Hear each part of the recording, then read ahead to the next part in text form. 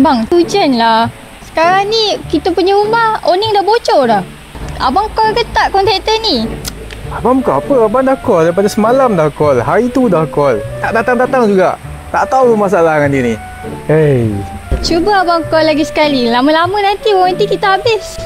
Bukan tak call lah. Tengok. Tak dapat pun. Aduh.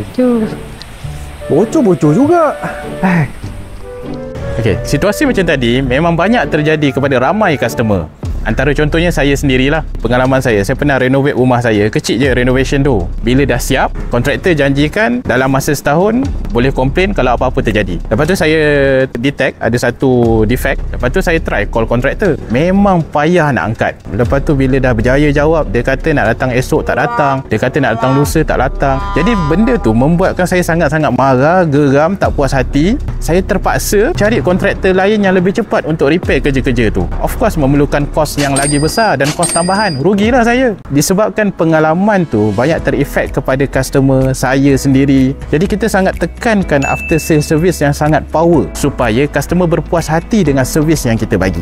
Okey, jadi untuk mengelakkan masalah ni berlaku kepada customer kita, kita perbaiki dan improvekan yang terbaik kepada after sale service kita. Yang pertama punya step, bila customer komplain, kita ada department customer service yang akan menjawab terus pertanyaan customer dan laju je dia reply nak tengok apa problem sebenarnya. Ada komplain pasal pemasangan dari customer kita. Saya kena bagi tahu production ni untuk tindakan segera. Step kedua, customer service akan reply untuk make sure kita faham masalah customer ni apa benda. Kemudian, customer service kita akan ambil report tu dan pergi kepada team production. Team production akan buat sedikit meeting supaya nak faham masalah ni berlaku kenapa, supaya kita dapat improvekan dan tak berulang lagi. Kemudian, kita akan terus set jadual bila kita akan datang dekat rumah customer. Jadual ni kita selalunya akan set sangat-sangat cepat. Kenapa? Di Iron Guard sebenarnya kita dah ada lebih daripada 50 orang staff yang membuatkan after sale service kita boleh berjalan sangat laju, sangat lancar. Kemudian customer service akan segera set masa dengan customer untuk datang mungkin pada esok harinya, ikut pada jadual yang kita dah tetapkan. Dan kemudian last sekali, production team kita yang berpengalaman, yang hebat-hebat akan datang ke rumah customer untuk settlekan dalam keadaan yang segera problem yang terjadi. Daripada flow-flow yang tersusun tadi menyebabkan report, masalah dan tindakan akan jadi lebih cepat dan lebih efektif. Jadi itu yang best dekat Iron Guard. Okey, selain daripada flow yang kita cerita secara tersusun tu untuk make sure after sale service kita sangat-sangat power, kita pun ada keunikan-keunikan yang berbeza dengan company lain. Kita dalam industri gate grill awning dah 13 tahun beroperasi.